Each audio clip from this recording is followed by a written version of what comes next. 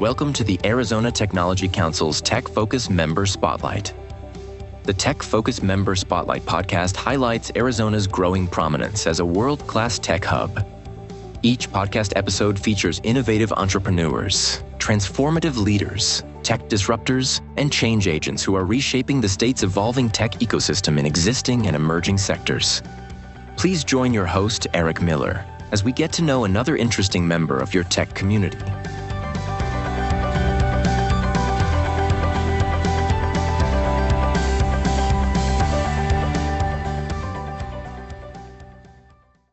Welcome to Arizona Technology Council's TechFocus Member Spotlight, the Council's podcast highlighting the innovators, entrepreneurs, and tech leaders shaping Arizona's thriving technology ecosystem. I'm Eric Miller, co-founder and co-owner of PADT Inc., and today I'm sitting down with Mary Darling, CEO of Darling Geomatics, a Tucson-based leader in high-tech surveying and geospatial data solutions. From 3D scanning and digital twins to environmental survey and AI-powered analytics, Mary and her team are revolutionizing how industries collect and utilize engineering-grade data. I'm excited for an insightful conversation about the future of geospatial technology and its impact across multiple sectors while we get to know Mary a bit more. So hi there, Mary. How are we doing today? Great. How are you, Eric? I am fantastic. It's a Friday. The weather is beautiful. So this is a good time. Yes. So the way we really want to start with this, and thank you for being our first guest on the new format for this show, is we kind of want to know your origin story. You know, how did you end up doing what you're doing right now? How did you end up in geomatics? I want to say, I have to tell the listeners, I use a piece of software called Geomagic, and that's why I keep screwing up your company name. But how did you get into this industry? How'd you end up here? And I do know the software Geomatics, so I understand. And Geomagic, excuse me. Yeah. I ended up here through quite a serendipitous route. Mm-hmm. I had a father who was an entrepreneur mm-hmm. and an adventurer. He worked for Honeywell selling computers, worked for IBM mm-hmm. as a computer programmer, and had a dream of learning to fly and starting his own airplane business. So he started a Beechcraft dealership in Sacramento, California. Oh. And beginning at 13 years old, I started working at the airport. And instead of getting paid, I got free flying lessons. And began learning a lot about technology, about radios, and about flight, about aeronautics. And that's how I got my background in science and interest in technology. That is fantastic. So we have a little bit of connection. I grew up a lot of my life right next to Sacramento City Airport there. I lived in Land Park in Sacramento. So I know, small world. Yes. I didn't know that either, but wow. Yeah.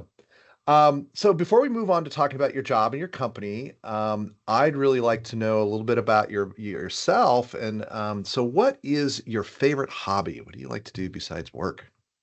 I'm a fly fisher. Oh, fantastic. Yes, I worked in California quite a while in the high Sierras and learned to fly fish. And then I married a man that had been born and raised in Montana and still has a lot of relatives there. Mm-hmm. So we fly fish a lot. So where is your favorite stream for fly fishing? Well, there's private property on a stream up in Montana that the family owns. Perfect. So, I love it. Leave it at that. That is a wonderful experience. If you've never done it, it is, even if you don't catch any fish, there's something very magical about the whole experience. Yeah. Definitely. It's more fun when you do catch fish, but it is magical. Okay, so let's move on to the business, right? So what does your company do for people? We're a high-tech land surveying company, and people already know about land surveying companies giving you a property boundary survey. A lot of commercial surveyors know about ALTAs that give a lot of information about things you can't see, such as right-of-ways that are on maps but not on the ground, underground utilities, etc. But then we combine that with a lot of high-tech equipment and services. In 2003, we started with LiDAR, way before it was popular.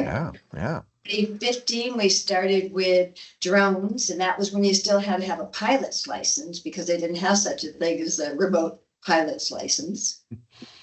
And so we provide a lot of the newest technologies. Now we're into geosensors for drones and underground drones, where if you can't send a person safely, you send the drone. Very cool. So who's your typical customer? Is it a utility, a mining company, a industrial company? Who's your usual customer? We're lucky because we can work for almost anybody. There's virtually no one that doesn't need a survey at some point in time. So we focus on the industrial component instead of the residential. And we focus on some of the more unique categories. Mining is unique because it takes more certifications. It's a higher barrier to entry. It takes a lot of safety training. So we give all our employees that type of training, and then we bring in the specialized equipment. We can stay even up a mile away Wow. from a big pit that has a slide and get the data the client needs and study that data, repeat that data, do change detection, and all from a distance that's really safe for our employees. And that's what's so important to us. That's really, really cool stuff. It's kind of fascinating things. Yes. But besides mining, we go into energy, we do nuclear power plants. Again, we bring specialized equipment for metrology, sub-millimeter measurements. We work at airports. We use our equipment to do a lot of the as-builts and the 3D scanning for upgrades. And it speeds up the construction tremendously. All the remodels at Phoenix, Tucson airports. We go back to Dulles Airport, Denver, a lot of different airports, and help them with renovations. We work for hospitals, Banner here, TMC and others, a lot of their renovations, having that 3D as-built, having what's there now, and then as they construct, being able to prove what was done. We do a lot for seismic. We do a lot of veterans hospitals right now in California because of the earthquakes. And we do a lot for transportation. We fly a lot of drones now for transportation. Go ahead. Yeah, so pretty much anybody that's got an object they want to create a version of it on a computer, you guys can do that for them. Yeah. Exactly. Digital twins, digital representations. It's all measurable to engineering grade. Right. There's a lot of things out there to measure. That's really cool. That's fantastic. So you kind of got into this, but I want to dig into it a little bit different, a little bit deeper, is that I assume there's other people out there doing this kind of geospatial stuff. What makes your company special? Why are you, what's so special about you compared to others in this space? A lot of the larger companies say we're more nimble. Because we're small, we can make decisions. So we adopt technology sooner. We don't have to put out a requisition and wait for the next budget meeting. We go. And that's really helped us stay ahead. We've been told that a lot of companies in Arizona didn't get into certain aspects or certain technologies because we already had the corner on the market. Yeah. And again, we try and go to those companies that have, or industries that have a higher barrier entry, like a nuclear power plant, and get the specialized training. So we're not competing on a day-to-day basis or on cost. We're competing on safety and quality of data. Yeah. And I'll add that having worked with your employees, I'll say your employees set you aside too. They're fantastic. They are always enthusiastic and knowledgeable, and yeah, they're really great to work with. Yeah. Thank you. Yeah. So, what is your current role? I don't know if we actually said what your official title is, but not only what is your official title, but what do you like? What's your favorite thing about what you do today? My official title is CEO. Okay. And I work on the business as CEO instead of in the business. I try and do business development, marketing, and customer acquisition, keeping customers happy once they're acquired. However, my passion has been to mentor and coach employees and really make sure people accelerate and enjoy their job. Everybody has a certain forte in a lot of businesses. They go through the Peters principle, where they keep going up the ladder until they fail or get to that point where they're not very effective. Here, instead, we move people around and we try and get them where they really thrive. And that's really fun to watch. Seeing them grow and do things is, yeah, it's kind of rewarding. Yes. Yeah, I agree. That's a really good one. I like that. Yeah. So you've mentioned a lot of the things your company does, but and I know this is like asking somebody who's your favorite child, but which of the many things your company does is kind of the thing that you get most excited about? That's your favorite service or capability you guys offer? It's any of the new technologies. When we started with LiDAR in Mm-hmm. 2008, and it was so new, teaching people what LiDAR was took a lot of time because the concepts are not easy to grasp when you haven't seen it the way we have by now, 2025. Then when we had drones, learning how to fly a drone was fun. And learning fixed wing drones versus quadcopters, another aspect that Mm-hmm. it takes some challenges and some different learning skills. Then the computer processing, what do you do with the data? So teaching students in the high school and college level, not only to fly drones, but what they're going to do with the data Mm-hmm. has been really important and fun. And then we get some of those as interns here and potential employees.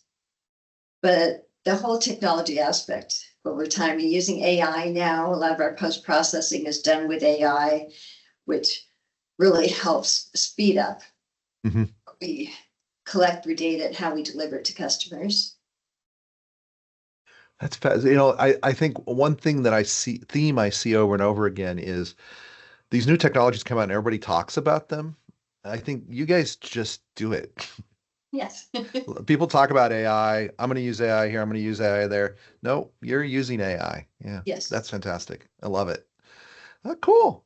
Well, let's shift gears a little bit. You know, you've been a leader for a while. You've led teams and companies and such. So, what's the kind of the most important thing you've learned about leadership as you've been a leader? It gets back to what we were talking about with people, Hmm. employees, and mentoring, coaching, and putting people in the right spot. Hmm. Leadership to me is learning how you can be effective with helping an employee figure out what they're really good at and giving them the tools to excel. And it's different for each employee. So that's the leadership part that I enjoy the most. That's a really good lesson. I know it would be easier for me if everybody just was like me. And it was kind of a rude awakening that people have different strengths and weaknesses, right? And Yep. yeah, having to adapt to that. It's a really good point. Yeah. And as you mentioned earlier, very rewarding when it goes well. It's really fascinating. Yeah. I love it. I love it. Um, so that's about leadership. You know, you guys we've talked about how you're adapters of new technologies and things like that, but you know, looking at where we are today, the business climate, technology, global, whatever, what is the biggest challenge that you feel like your company or maybe broader your industry faces today? What's the thing you worry about? It's been interesting because as a foundation of land surveying, Hmm. we have a lot of surveyors retiring and Mm. they did not do a good job recruiting. Hmm. And we have young people coming up that are techie and very technology oriented. Those Hmm. people are not as field oriented. And so to get them in the field is difficult. To get the older people to learn enough about the newer technologies and the computer-based coding and AI, you have a gap in Hmm. knowledge and then the skill sets where neither one wants to be like the other. Yeah. And so there's been this evolution. And we're getting there because we have these new really fun tools, such as the drones. But the people that are flying the drones have to understand the coordinate bases. They have to Mm. have that data fit into the geospatial mapping technology of the customer and have it at a precision level for engineering. So they need to learn things that are on the ground outdoors Hmm. that are totally disrelated totally disconnected from the flying of a drone.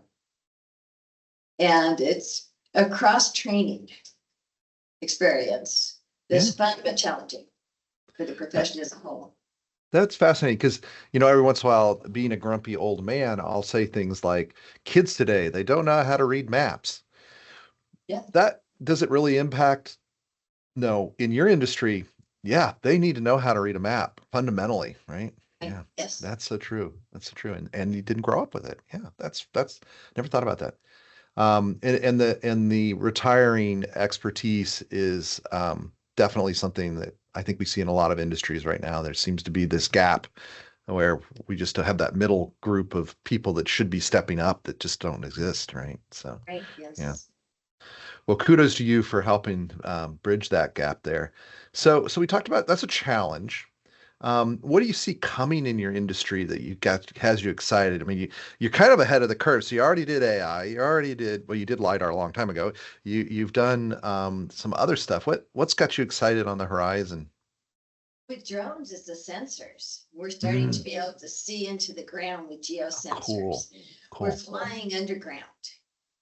We're flying inside of buildings and plants and places where if there's a chemical in the air, we don't want the person inside that building.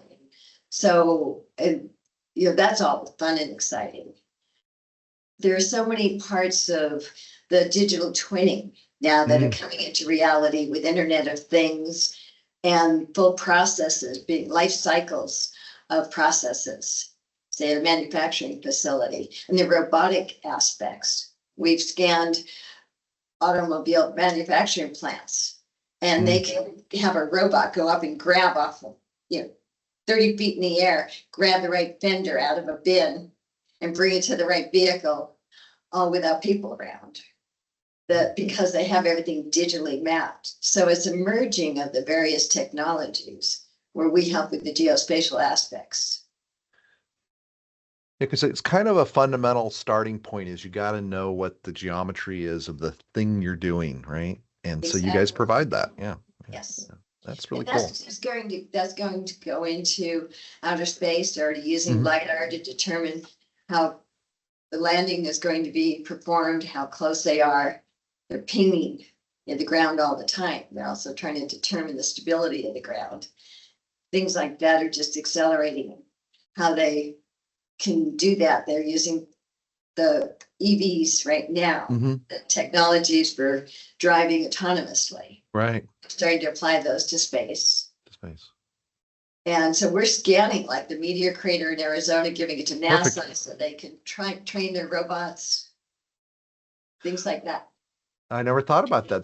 That is really, really cool. Yeah. And then of course, if you're going to do virtual reality for training, you got to have that same thing. You got to scan that to create the geometry so that you can put the virtual person in the virtual world. Yeah. Yeah. Exactly. So we work with that also. Yes. Yeah. How fun. Yes. It's a lot of fun. So yeah, we kind of covered everything that is on our list here. And for new listeners, we're gonna kind of go through the same questions that everybody, so you'll get to know people kind of the same way. But I like to finish up with kind of a very broad question, which is, what didn't we ask you that you wished we would have talked about? Oh, why our particular company, which is land surveying, is in the Arizona Technology Council. Okay, yeah. Why is your company in the Arizona Technology Council? Great question. We probably are the only land surveying company ever in the council. And it is because we like to distinguish ourselves and be different from everyone else. We like to market differently. We like to be the technology company that's geospatial.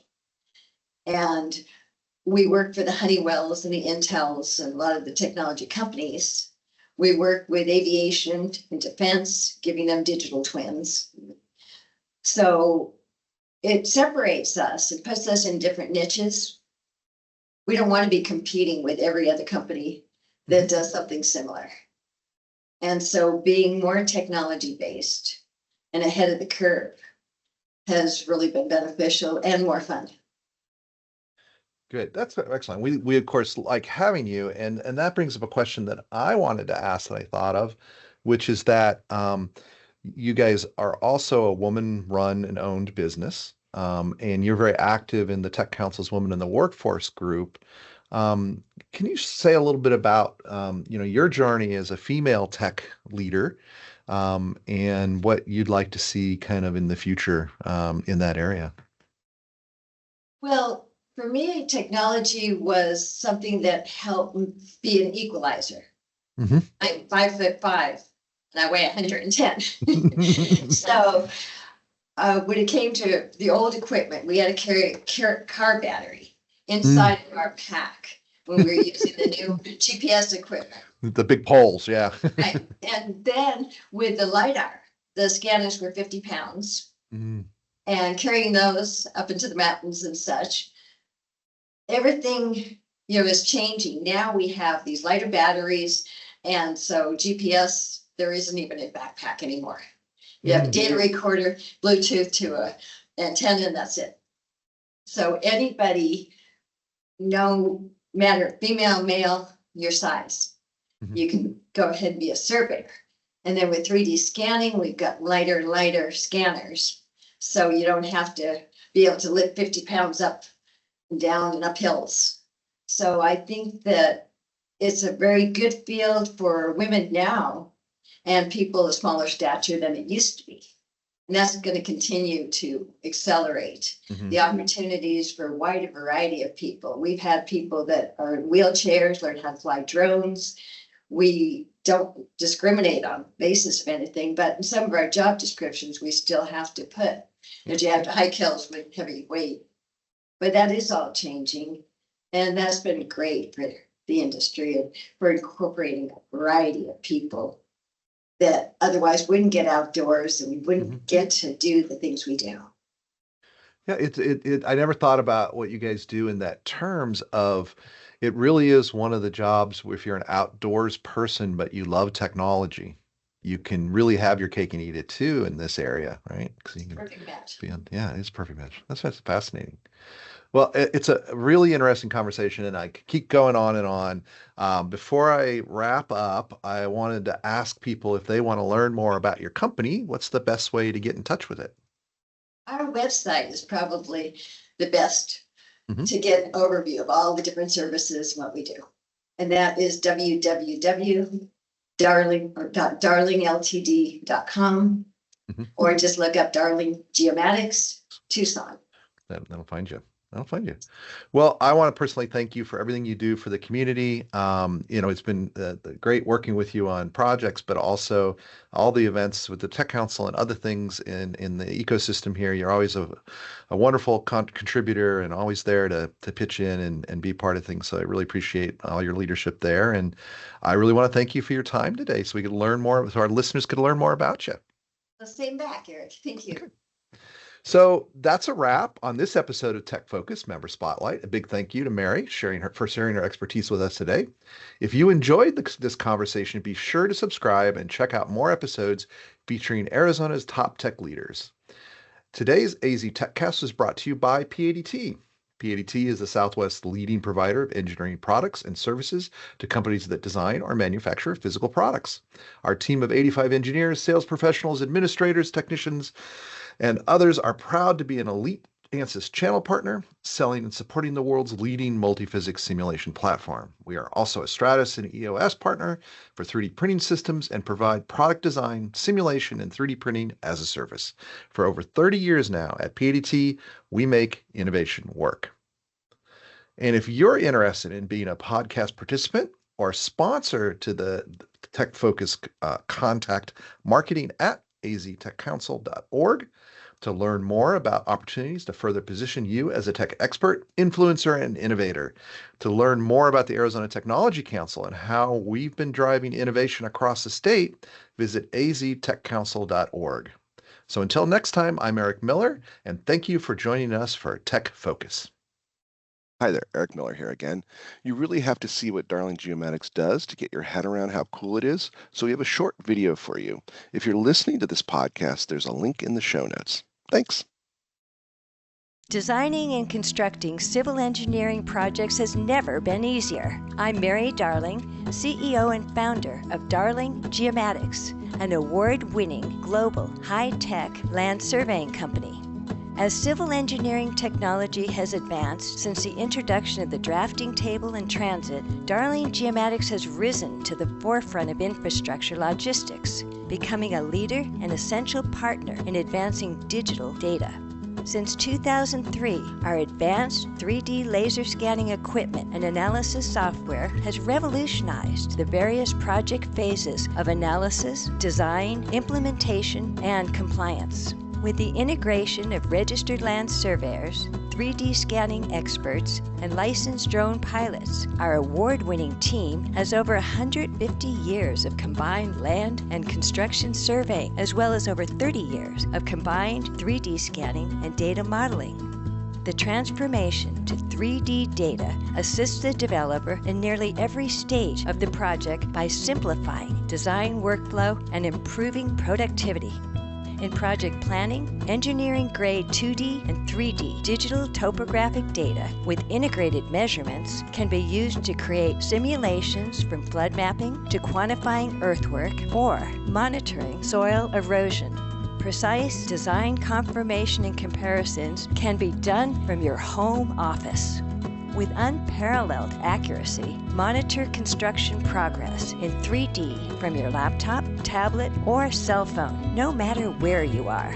Our continual investment in technology and staff provides us with the expertise to allow your team to collaborate with others simultaneously from anywhere, anytime, while analyzing potential issues arising from the field. All of this without having to visit the site. Darling Geomatics can also help your team find and analyze structural defects, as well as verify design and local code compliance, both during and after construction. In addition, our process can provide you with an accurate, highly detailed 3D as-built for future work. Award-winning with over 500 long-term repeat clients, we have projects in nearly all 50 states and 6 countries. Darling Geomatics can provide a one-stop solution for everything you need to streamline your workflows and collaboration. With Darling Geomatics, you'll be on time, on budget, and on spec.